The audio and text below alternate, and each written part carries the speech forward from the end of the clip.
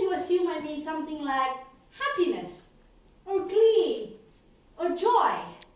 Oh, but Marie, they tell me, I'm too depressed and anxious for this. Do not worry. When I say spark, I mean any sort of feeling that puts a flutter in your cold, dead heart. That you feel just a little bit strongly about, even just a little. The feeling can be passion, or justice, or even spite. You can have more than one spark. It's up to you. We all have our own sparks, and you get to decide what those are. And that is going to lead us to our first part of the Kueermari technique. Now, people tend to jump in really quickly, trying to like sort and discard the stuff, but you first need to know what you're sorting for first.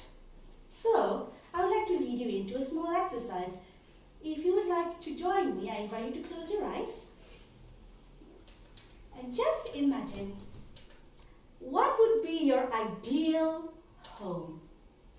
And now I understand many of us are living in a small room in a cramped share house paying too much rent, and so this seems preposterous. But just go with me here for a moment. If you could have your ideal home, your ideal living situation, what would that be? You could dream big. It could be a commune out in the country with all your friends and a farm and a queer music festival. Or it could be just as small as being able to eat your own food before your housemate steals it from you. I will give you all a few moments.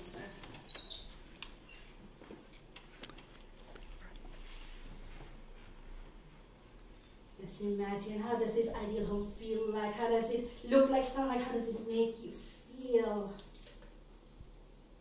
And when you're ready, open your eyes. That feeling, that is your spark.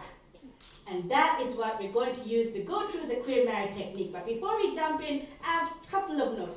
Firstly, the Kueermari technique is less about discarding things and more about choosing what you want to keep. And if you want to keep as many things as you want, that's great. I just ask that you keep only what you genuinely want to keep, not whatever you feel you have to, or anything that keep whatever gives you that spark or helps you get to that spark. Think of it as like active consent for your things. Which brings me to my second point. You and only you can sort out only your things. Not your partners, not your friends, not your family, not even your submissives. They can help you out at the end of the process by helping you sort out your thing, put away, or bring your things to the op shop, but they can't make your decisions for you. It's just like consent. No one else can consent for you, and you can't make a consent for anyone else. Alright, now we got that out of the way, let's start with our first category, clothes. So, for many of us, clothes are an important way to mark our identity. But for some of us, it's not that safe yet to really display our identity through our attire. Sometimes we have to put on some muzzle drag to survive. But your survival is important. So if you feel like you still need to hold on to those clothes, even though they don't really represent who you are, thank them.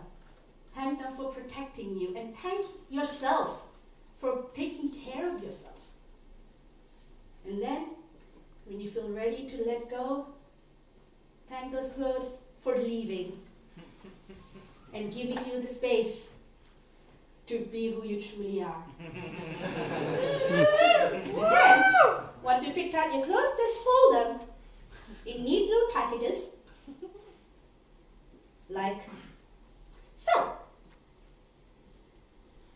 Our next category, books. Now, rumors that I've prescribed a specific number of books are highly exaggerated. You can keep as many fucking books as you want.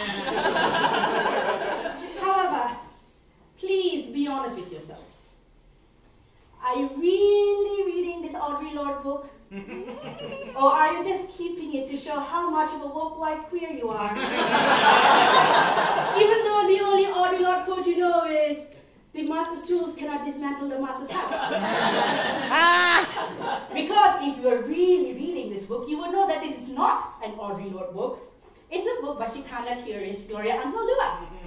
There are more than one queer theorists of color in the world. Their books are meant to be read, not used as showpieces. Show some respect.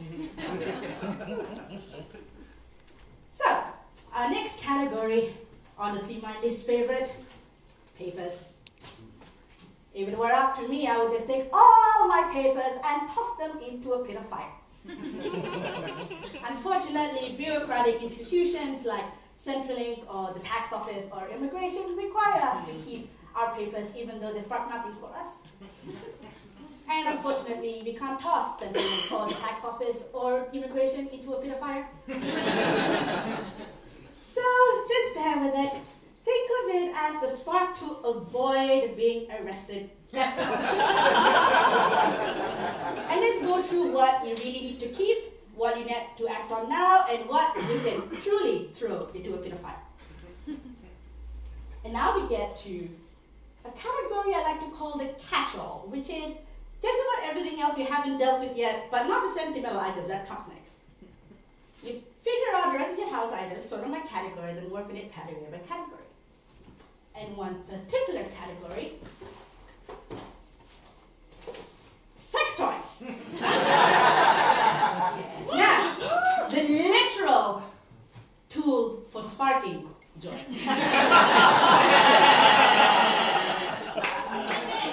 So when you evaluate and hold up your items, just make sure to check that they're not going to spark anything else because the wires are a bit red.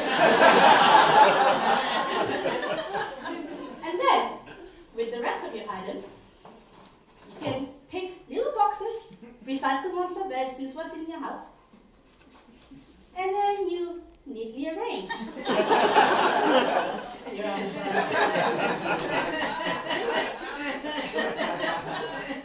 Just like art.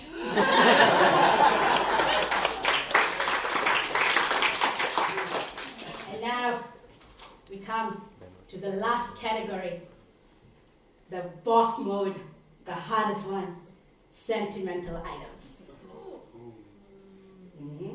And by this I also include the things from your exes. You know,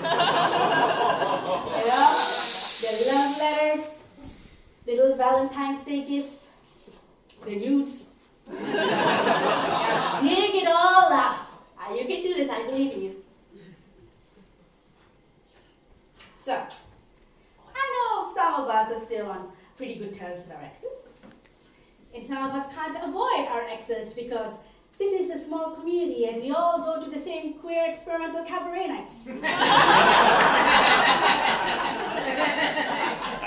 even so, your ideal home, your ideal life, that's yours. And you can honor your past, sure, but you do not have to hold on to every little thing if it no longer sparks anything good for you. Hold it up, thank them, thank the relationship, thank yourself. And then if you're ready to let go, you can just let go. Perhaps into a pit of fire. And congratulations, you have now made it through the Kueermari technique and you've gotten your shit together.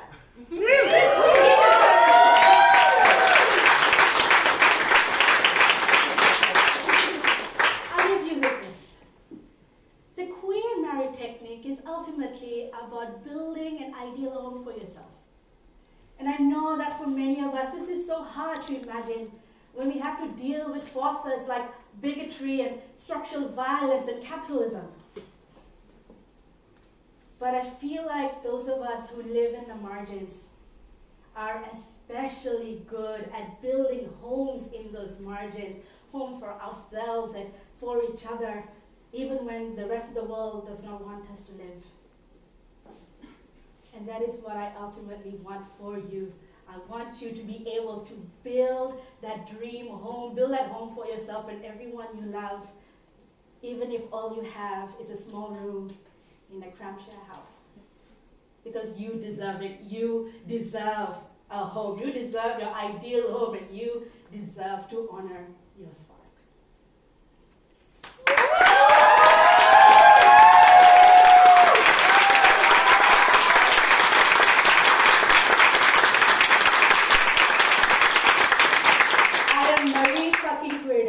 And I wish you the best of luck in finding your spark and getting your shit together.